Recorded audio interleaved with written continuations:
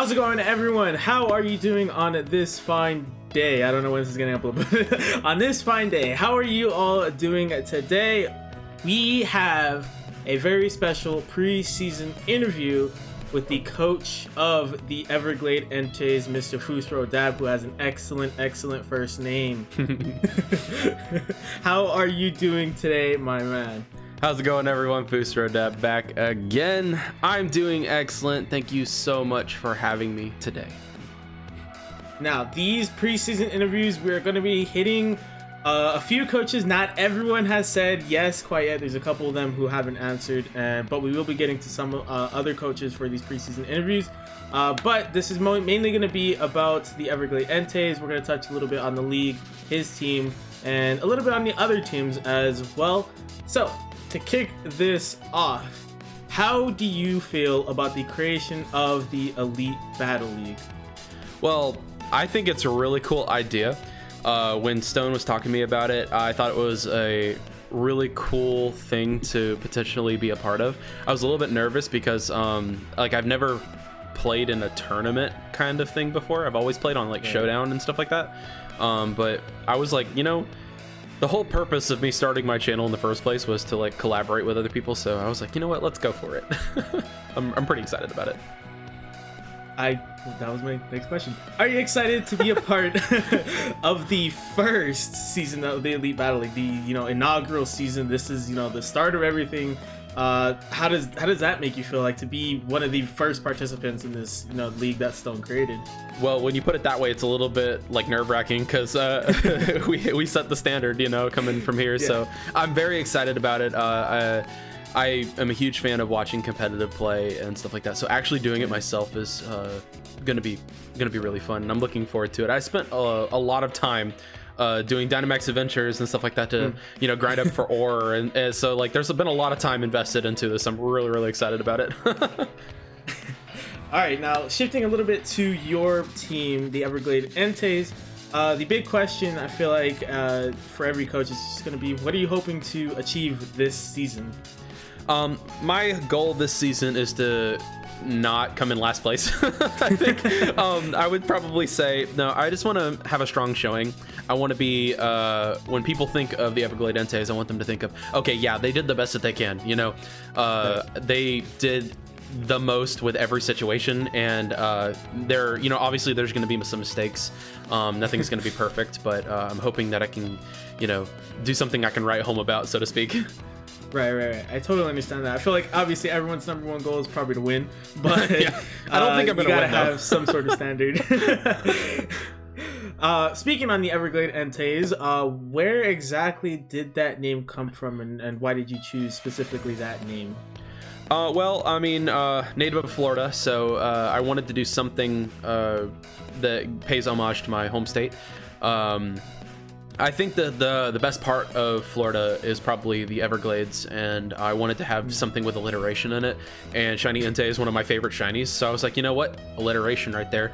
And I'm pretty decent at drawing and stuff like that, so I can draw Entei pretty well. I was like, you know what, I can make a logo, I can throw it together, and it just kind of happened. I went through a couple of logo designs, and then I found the one I wanted, and it just rolls off the tongue, Everglade Enteis, Everglade Enteis, yeah. Nice and powerful. Yeah, definitely. It definitely does. At any point though, did you ever consider any other team names? Yeah, I actually, when I was first getting into competitive Pokemon, I was doing this Showdown thing a long time ago, back when my channel was still pretty young, because I was watching United Champions League, which is like Shady Penguin and and all of them. They're huge inspirations to me. But I was like, you know what, Gallade's my favorite, and I like Georgetown, the Georgetown Gallades. I thought about bringing that back. Because I actually had a logo for that too a long time ago. If you go dig into the deep parts of my YouTube channel, I think they're still there. I don't think I've taken them down yet. But I considered that. But I was like, I want to do something fresh. This is fresh, Yeah. Oh, I totally get that. All right. Now, looking at your team, at your drafted Pokemon, what was the plan heading into the draft? What was your idea heading into there? Again, I mentioned this to you before we started. You don't have to give away everything if you don't want to. Yeah, but just the gist. It's fine. It's fine. Like the first thing I was thinking about too when I was doing these draft was, number one, I thought it was going to be not just single pick. I thought everyone, like, I was fourth in line for the draft, and I was like, oh crap, they're going to pick 9 Pokemon, and they're going to pick all their favorites, and I'm not going to get mine. But then it was like, oh, one at a time. I'm like, oh, okay, this is great. My first thought was I want to get a well-rounded bit of coverage between offense and defense.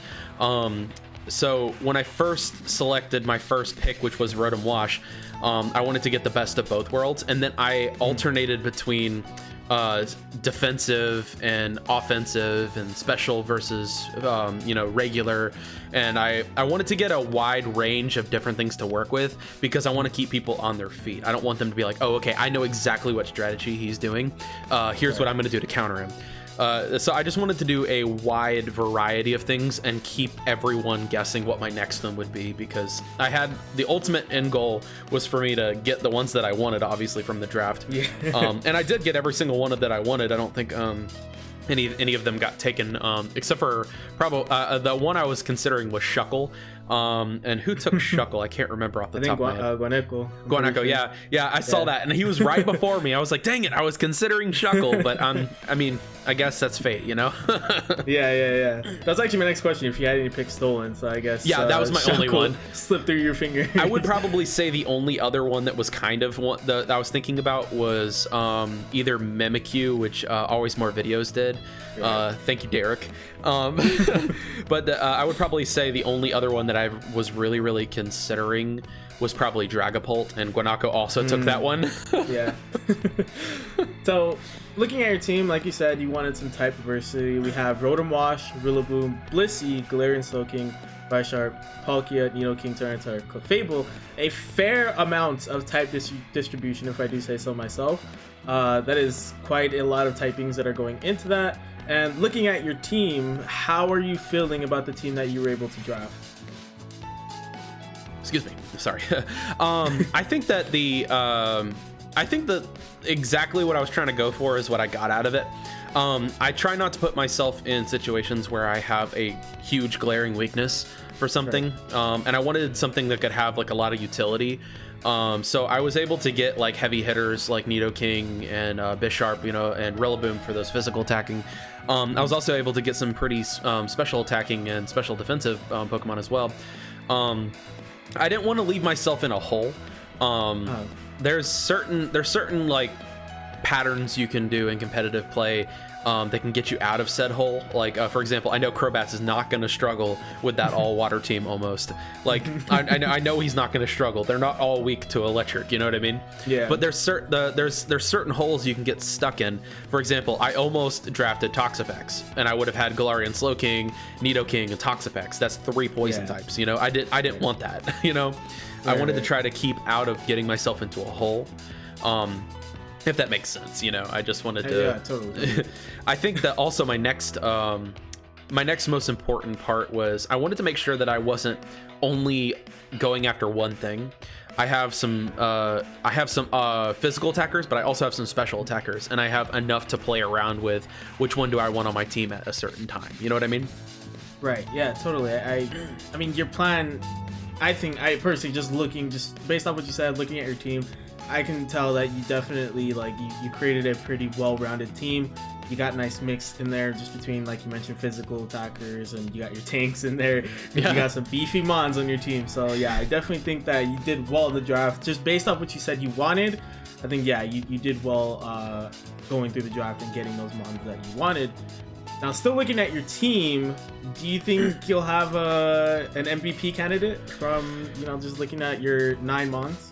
If I had to choose one Pokemon that I think would be the MVP, I would probably say Rotom Wash. I have played many a season in Showdown with Rotom Wash on a team. Some form of Rotom has always been on my competitive bracket because I think that it's probably the most versatile Pokemon you can get out. Yeah. I almost drafted 2 Rotoms on my team, actually. I considered, instead of Clefable, putting Rotom Heat as well. But I didn't. Obviously, I wanted Clefable. But I was I think Rotom Wash is probably the top contender for MVP for my team. Other than that, I would probably say I would probably say my Nidoking is going to be something that's going to surprise somebody, because the way I built my Nidoking is, I'm not going to give away too much here, but just wait and see. It's going to be a very interesting Nidoking, and the people are going to be very upset when they see it. I love it. So I guess that kind of goes into the next question. Who do you think on your team will shock everyone with how well they will perform? I think Nidoking, because a lot of people are gonna sleep on Nidoking, but I put some time and energy into him. Also, I think somebody that should definitely be on, definitely don't want to write off. I think probably my Galarian Slowking. My Galarian Slowking is a monster. He's absolutely monster. I spent so much time getting those freaking twigs to get this Galarian Slowking. Okay, dude, they weren't spawning for me. They weren't doing it. I hate them so much. I time traveled in my freaking Switch to get these twigs, dude. It's a pain. It really is a pain. I totally understand. And then I had to find the girl in the Crown Tundra that actually turned it into the crown or whatever. Yeah. Gosh. All right, now since we went through your team, moving on to the league as a whole, looking at your opponents, which team in your opinion is looking the most dangerous, obviously aside from your own? Riding off my own. I would probably say the one that's scaring me the most, I would say it's probably there's two different reasons, and I'll go over them really quickly. I don't want to go into, I don't want to pat them too much on the back, but number one is Krobatz, because that team is so freaking balanced, and I know that the rain meta was terrifying back when it was back when VGC was using it. Dude, there were some monsters using rain meta. I would probably say that's my number one concern, but the second thing is probably always more videos. Derek's Dracovish. We all know Vicious Rend. We all hate it. We all have our own counters for it, I think, looking through everyone's stuff. I'm fully expecting that thing to be the biggest nightmare whenever I'm facing him. But I would say it's probably a little bit more Krobatz, just because of how bulky his team is, and I'm terrified of the rain teams. I mean, looking at Krobatz, he definitely, just purely, face value, looks like he has the most experience when it comes to these draft sort of things. And you mentioned Derek's team. Obviously, I mentioned that in the announcement video. He has Dracovish and Galarian Darmanitan, two teams that briefly broke Gen 8 competitive for a while, because they were just so good. Obviously, like you said, teams have drafted counters. There are counters to them, so it'll be really interesting to see how we deal with those powerhouses in the league. Are there any teams in the league that you feel might be underestimated at first, but actually do better than people may expect? Off the top of my head, I don't think that now that you pose this question, I can kind of think about it a little bit, but at first glance, probably no. But I would probably say something that I'm probably am going to underestimate, and then there's going to be some surprises, is probably going to be Game Reviews. The draft has Alolan Ninetales and Togekiss and Metagross, Galarian Moltres. I've never faced against these before, so it's going to be interesting to come up with my own strategies against Pokemon that I haven't really ever played against. So I would probably say that's going to be the one that's going to trip me up the most. He's also got the most team spirit. Yeah, he's got his mascot. That's true. He got his own Luxray. I've never actually seen a competitive Luxray either, so that'll be interesting. Me either. Yeah. All right, so with that all out the way, for your team, and I know you've already announced it, but for the sake of the interview, are you planning on releasing any merch for your team? Absolutely. You can actually head on over to my Teespring right now. I'm sure this is going up on your channel, right?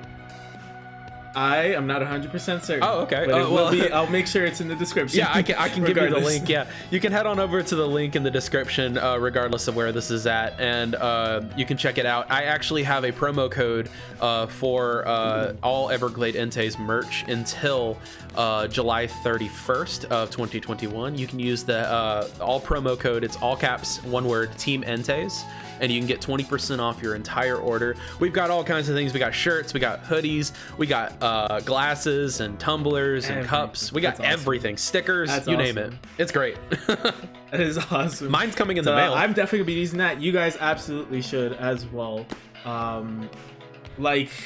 we talked about briefly right there. Yeah. Not sure where this exactly is going up, but I will make sure no matter who this goes to, it will be in the description. There's no point in asking him to plug his merch if I'm not going to put a link. But now that we're about to wrap this up, you have about 30 seconds to maybe a minute to maybe more. I'm pretty flexible to plug all your socials, everything you got. All right. You got your chance right here.